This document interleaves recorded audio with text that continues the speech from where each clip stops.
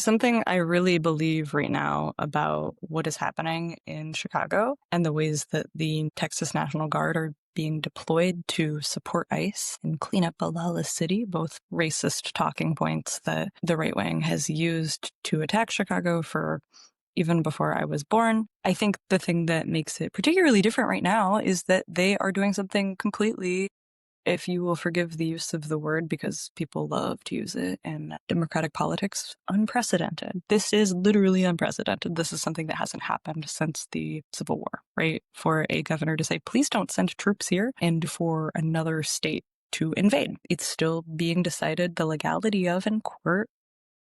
Great. It is not legal. And it is one more way that Donald Trump is trying to subdue blue cities, create drama to distract from the bottom falling out of the economy in America, which is a whole different thing, and to also make it legitimate for him to use martial law.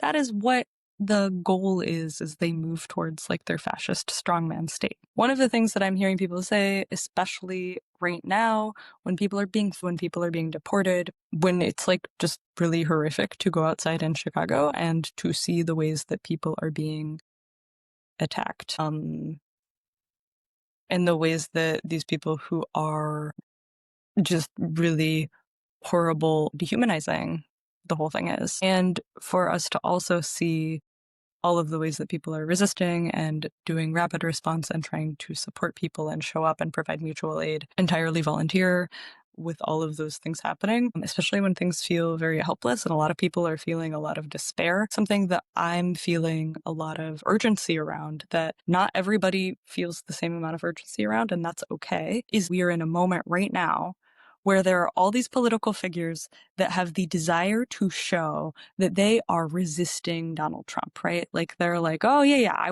it's in my political self-interest for me to be one of the people. It is sunk into me that giving up to this man does nothing, especially in Illinois, where we're a blue state and we didn't vote for him anyway.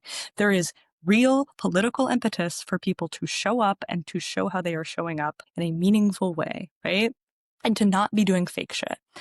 And we also know that our governor has presidential aspirations, right? Like that is very clear. He has a vested interest in building a national platform where he looks strong, right? Brandon Johnson has that same thing. They both want to seem politically viable for the future. And so one of the weirdest things I think about this moment, and this is also why I'm like pissed, right? Like this is why I'm recording this and I'm frustrated, is that I talk to socialists or like the Jacobins of the world, and it's like there's not a real sense of the pulse of where Americans are at with how bad things are.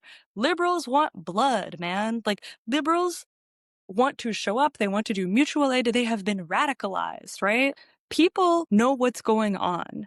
People want to show up and they want to see things be different. And they also want their elected officials to do something meaningful. They are like, when will the Chicago Police Department arrest the National Guard? Those, I know, like many of you have been saying this many of you have been like, when do we defund, whatever. You know what I'm trying to say.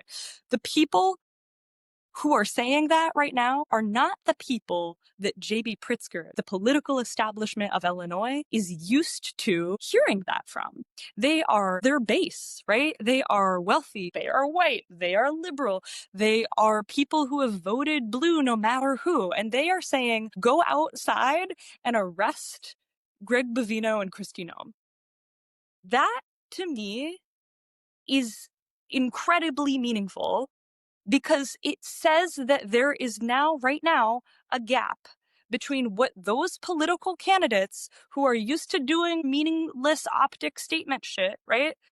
There's a gap between what they usually do and what they are prepared to do and like what they'll tell Rachel Maddow that they'll do on TV and what the people who they usually are talking to want. There is a big fucking gap there. And even though it is a response to the fact that we're in the middle of a fucking fascist takeover, get why a lot of people who are fucking horrifically traumatized, who have been watching ICE detain people since since Obama was president, right? Why those people are like, I don't care about that. That's fine. If you are involved in the meaningful parts of mutual aid and you are traumatized as fuck and you're just trying to get people housed and safe and like out of these detainment centers, cool. But like, there is this giant gap between what J.B. Pritzker thinks people want and what he has always done his whole life in terms of politics and what is actually being called for in this moment. And we have to fill that space with something. I just think that is a meaningful thing to be doing right now. It is not nearly as meaningful as doing the rapid response. If you're like, well, he's never going to arrest people, fine. He's not going to arrest people. He's not going to arrest Kristi Noem. Okay, then what can we do right now? What are the actual meaningful things that can be done?